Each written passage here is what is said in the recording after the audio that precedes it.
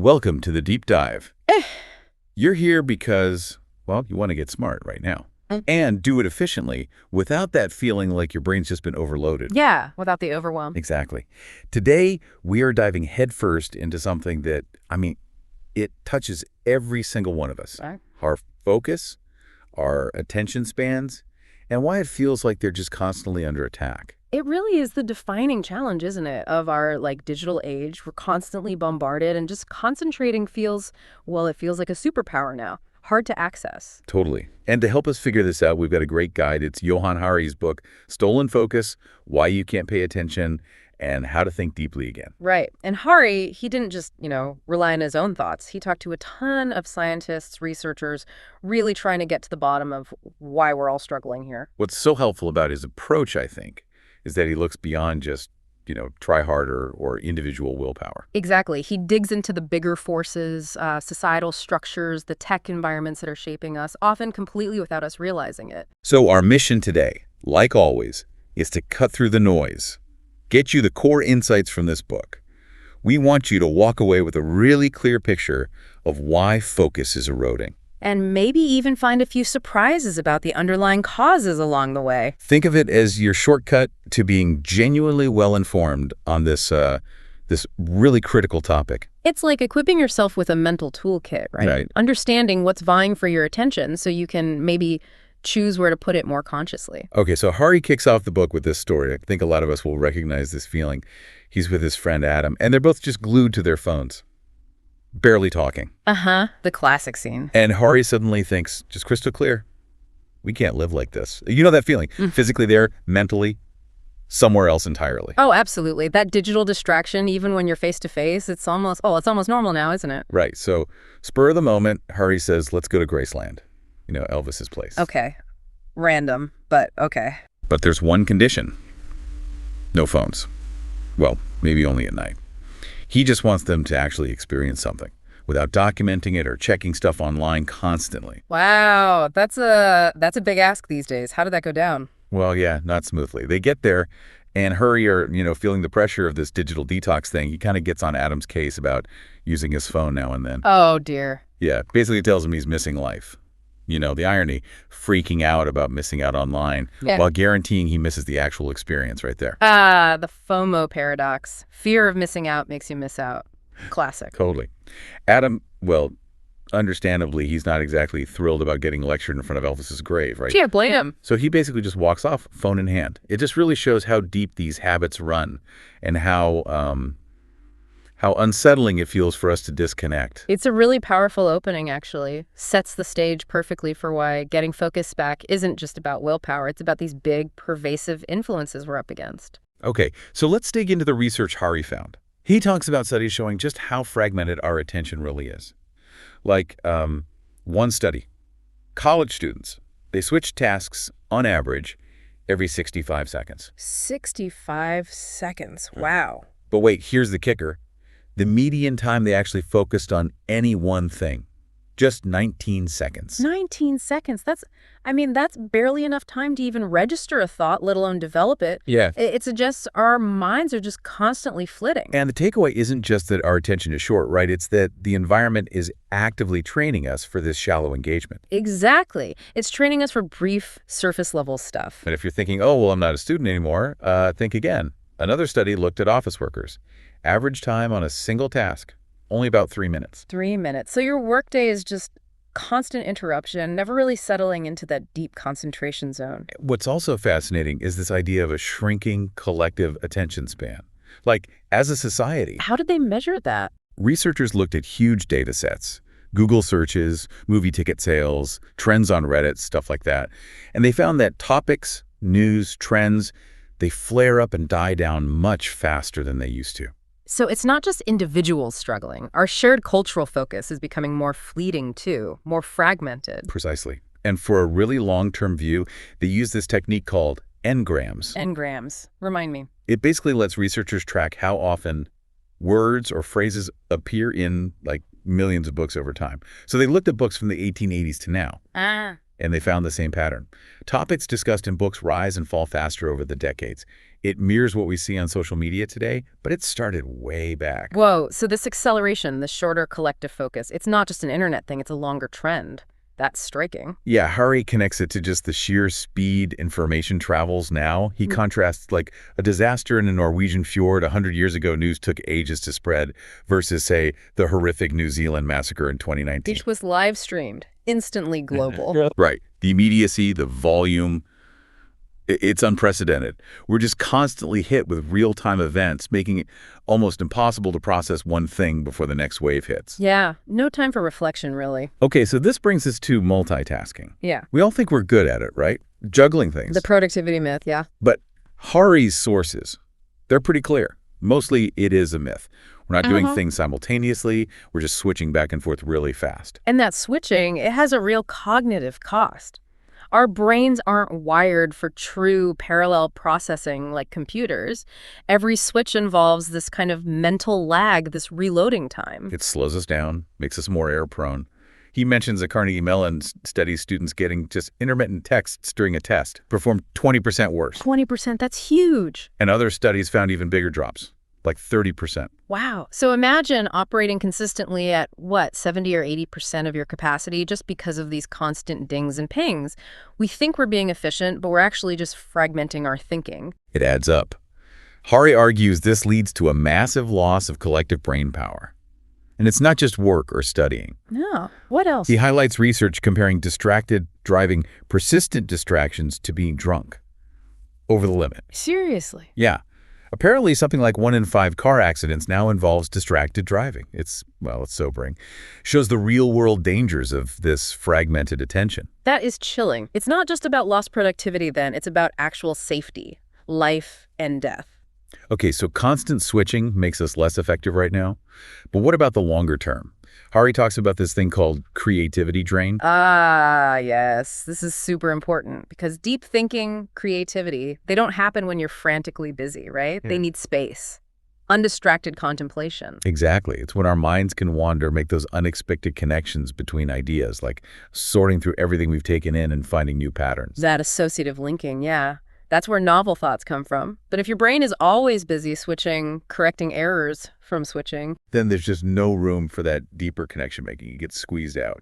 And the stats he quotes are pretty bleak, aren't they? Yeah, alarming. Most office workers never get a solid, uninterrupted hour in a normal day. Never. A whole hour. Nope. And even Fortune 500 CEOs, they average only about 28 uninterrupted minutes. 28 minutes? How can you do any real strategic thinking, any deep, innovative work in tiny fragments like that? It's hard to imagine. You're just stuck constantly reacting, right? Putting out fires, not proactively thinking deeply. Just cognitive triage all day long. Okay, let's shift gears a bit. Something huge for attention that we often maybe underestimate: sleep. Or lack thereof. Oh, absolutely fundamental. And yet, it's often the first thing to go when we get busy, isn't it? We treat it like a luxury, not a biological necessity. Hari talks about Charles Czeisler's research. Funnily enough, Czeisler wasn't even studying sleep initially. He was looking at hormone release. Oh, right. And he had to keep people awake for the experiments. Exactly. And what he found was that sleep is not just passive off time. The brain is incredibly active, doing crucial maintenance work. Yeah, consolidating memories, clearing out metabolic junk that builds up, basically prepping us to function properly when we wake up. If you shortchange sleep, you disrupt all that. And the effects are really noticeable in kids, but maybe not how you'd expect. Right. Adults get drowsy, sluggish. Kids often get hyperactive. They show a lot of the same signs we associate with attention problems. So, a key insight. What looks like an attention deficit might actually be, at its root, a sleep deficit. That's such a critical connection, especially with rising ADHD diagnoses. How much is just chronic exhaustion? And Roxanne Pritchard's work with college students really drives this home. She found many students have sleep quality comparable to soldiers in combat zones or new parents. Wow, so they're constantly running on fumes, very little mental energy left for actually focusing and learning. And what do people do when they're exhausted? Reach for the caffeine. Right.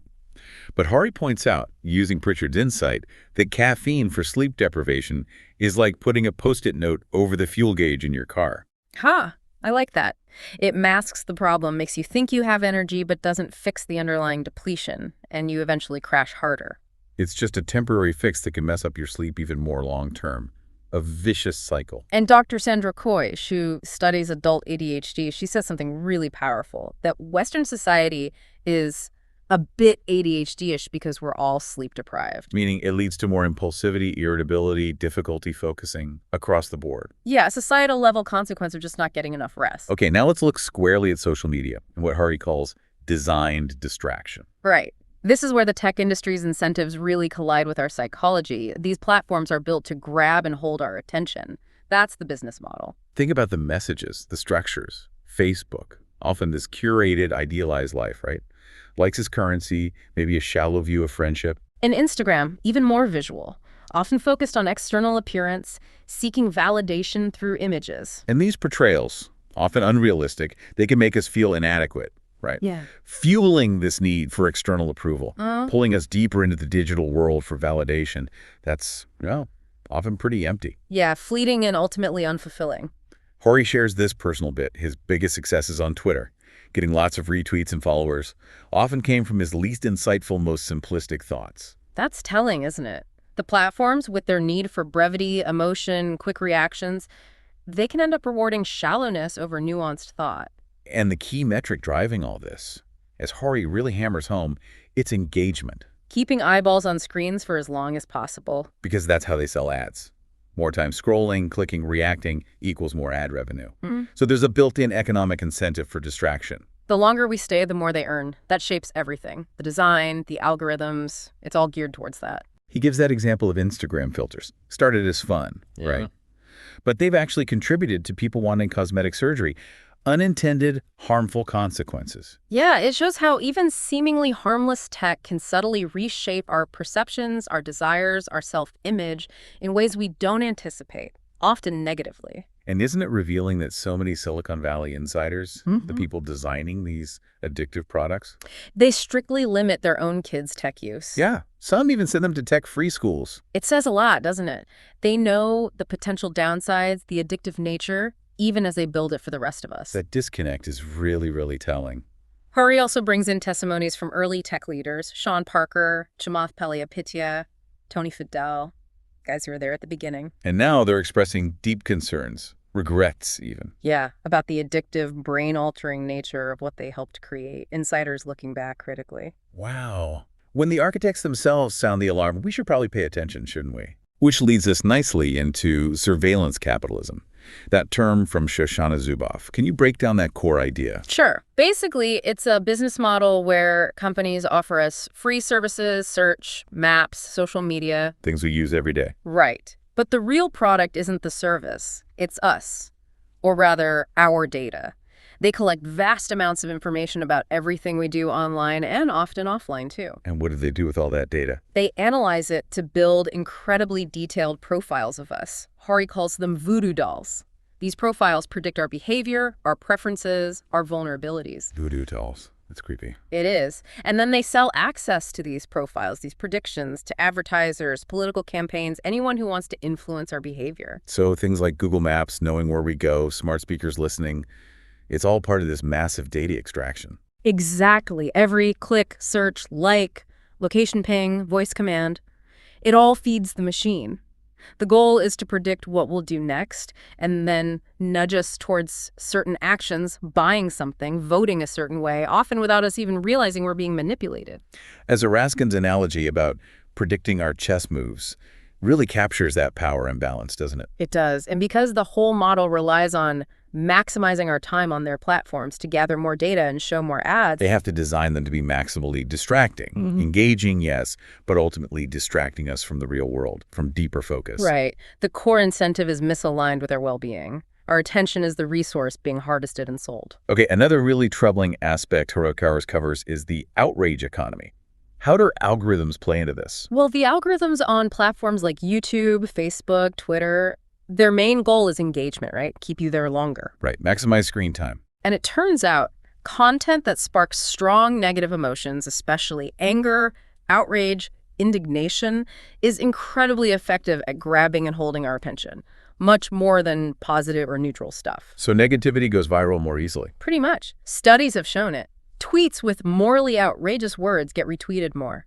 Facebook posts expressing indignant disagreement get more likes and shares. So the algorithms, even if not designed to spread anger, end up amplifying it because that's what keeps us clicking and scrolling. Exactly. It's an unintentional but maybe inevitable consequence of optimizing purely for engagement. Negativity wins. And Hari argues this directly fuels the spread of misinformation, doesn't it? Yes, because fake news, emotionally charged hoaxes, conspiracy theories, they often tap into that outrage.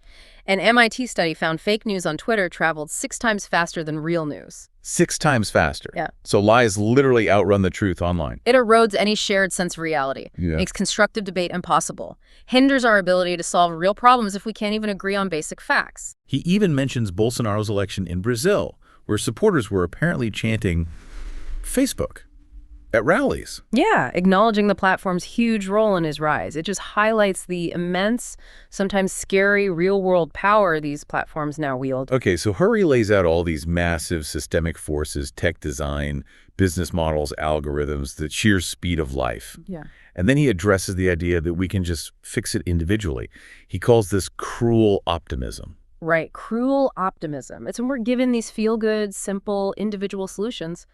Just practice mindfulness, turn off notifications for problems that are actually huge and systemic. And why is it cruel? Because when those individual efforts inevitably fail against these massive forces, we blame ourselves. We feel like failures, or like we just didn't have enough willpower, instead of recognizing the system is rigged against us. He uses the analogy of trying to diet when you're surrounded 24/7 by cheap junk food and ads for it, right? Exactly. Your individual willpower can only do so much in a toxic environment. And Tristan Harris nailed it, didn't he? Saying self-control is basically useless against 1,000 engineers on the other side of the screen, whose job is to hijack your attention. Yeah, it's an unfair fight.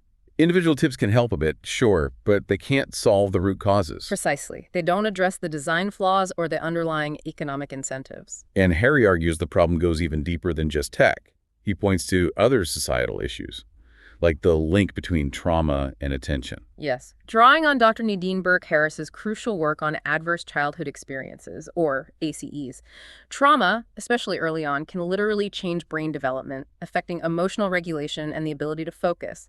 Kids with high ACE scores have higher rates of attention difficulties, sometimes diagnosed as ADHD. And it's not just major trauma, right? He also talks about chronic low-level stress. Yeah, the kind from financial insecurity, job instability, that constant background anxiety. He cites Senthil Mullainathan's study on Indian sugarcane farmers. Or the IQ score one? That's the one. They tested the same farmers before and after their harvest paycheck.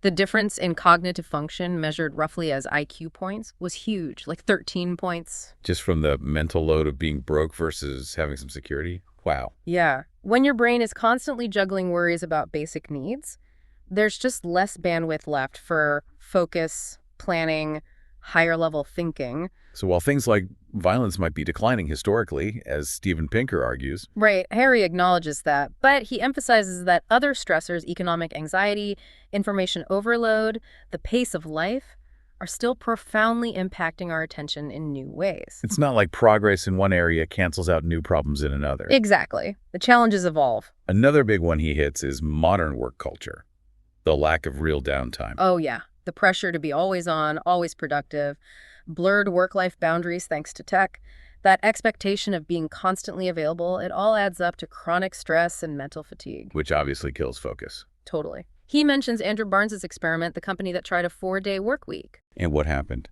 Productivity actually went up. People were less distracted, more focused during their working hours, probably because they had more real time to rest and decompress. That really flips the script on more hours equals more output, doesn't it? It does. But as Hari notes, changing work culture on that scale needs collective action. It's not something most individuals can just decide to do. Okay, let's not forget the physical side. Hari also gets into nutrition and, maybe surprisingly, environmental pollution. Right. Our modern diets, often full of processed stuff, sugar, bad fats, lacking key nutrients, they can literally disrupt the biology our brains need to pay attention. He uses that analogy. It's like putting the wrong fuel in a high-performance engine. Exactly. Dale Pinnick's analogy was putting shampoo in a car instead of oil. Your brain is a physical organ. It needs the right building blocks. Nutritional psychiatry is a growing field looking at this direct link between food and brain function, including focus. He mentioned studies where changing kids' diets led to better attention spans, too. Yeah, elimination diets showing improvements. It highlights how fundamental nutrition is. And then pollution. This one feels bigger, more insidious. It is. Dr. Barbara Domenech raises serious alarms about rising neurodevelopmental issues like ADHD, linking them to our increasing exposure to environmental chemicals. Her point is stark. Maybe having a truly normal pre-industrial brain is almost impossible now because we're swimming in these synthetic compounds. He uses lead poisoning as the historical example, right? How it devastated cognitive function before it was regulated. Exactly. Shows the massive long-term impact a pollutant can have and why regulation matters.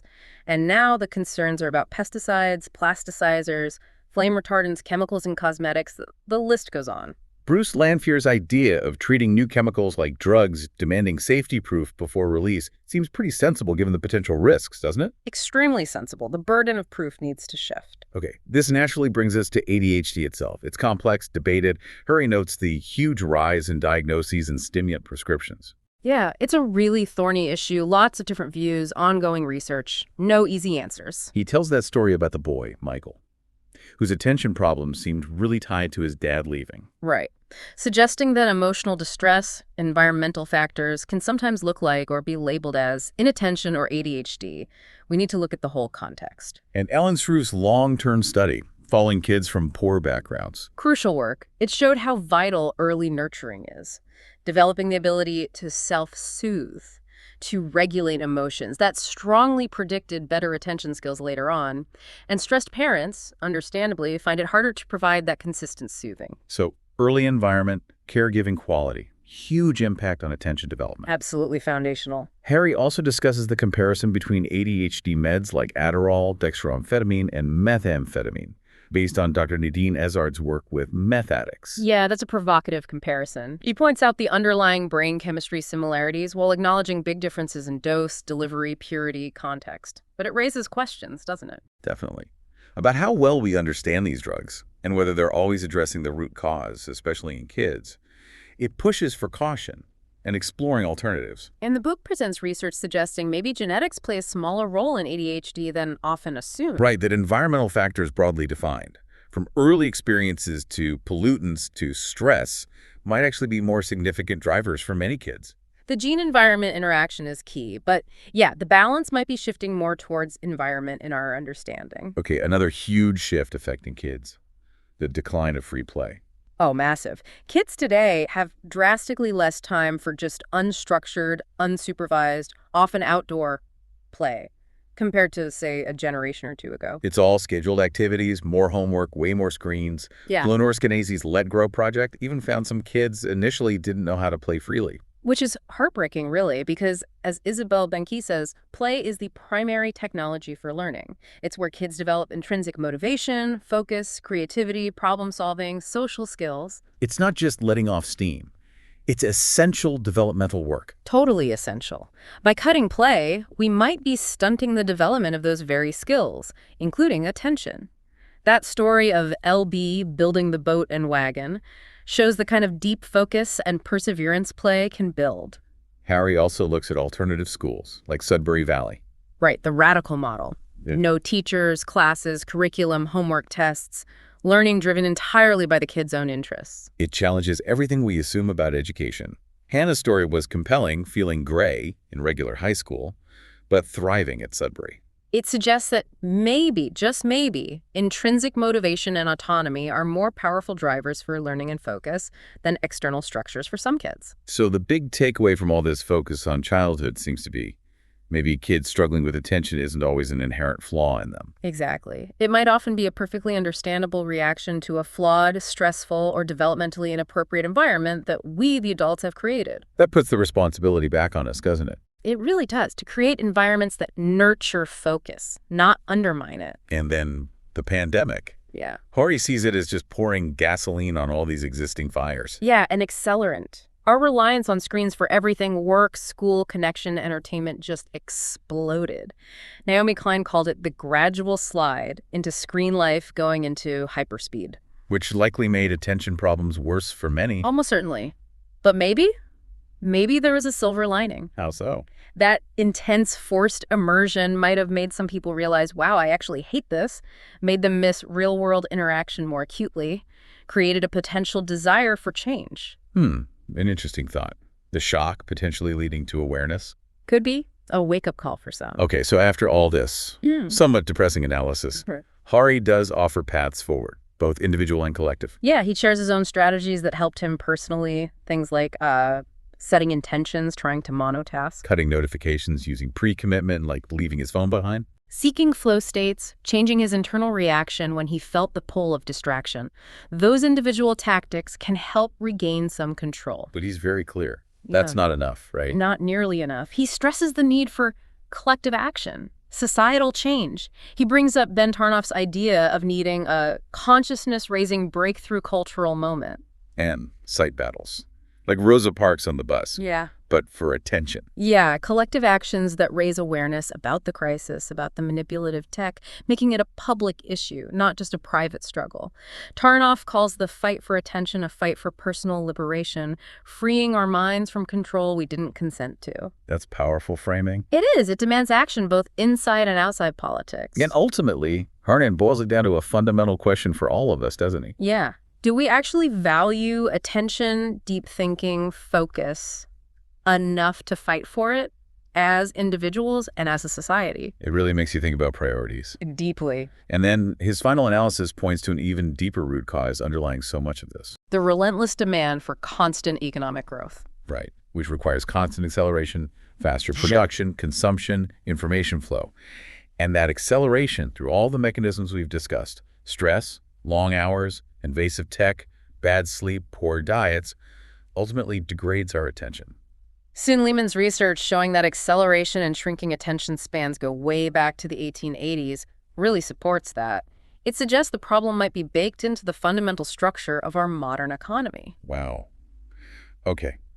Let's try to quickly recap some huge takeaways here. Yeah. The shocking stats on how little we actually focus, 19 seconds, 3 minutes. The powerful link between sleep deprivation and ADHD-like symptoms, something we often overlook. The deliberate design of social media for engagement, often using outrage, and how that fuels misinformation. And the potential impact of things we don't think about, like environmental pollutants, on our actual brain function. And maybe the biggest takeaway, this isn't just about personal willpower, it's systemic. Tech, economics, work culture, environment, they're all playing a role. Absolutely. Understanding that complexity is key. It requires both personal adjustments and demanding broader collective change.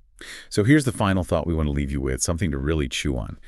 Given these deep historical roots, this drive for speed going back over a century, how can we consciously, as a society, push back?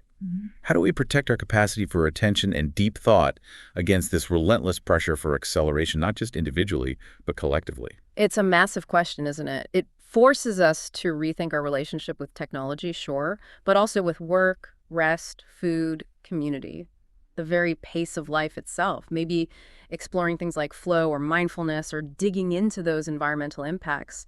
Those could be starting points for finding answers. Because understanding these causes, as Hari shows us, that's the absolutely crucial first step. It empowers us to start making meaningful changes in our own lives, yes, but also in demanding a world that values our focus rather than stealing it. Thanks for diving deep with us.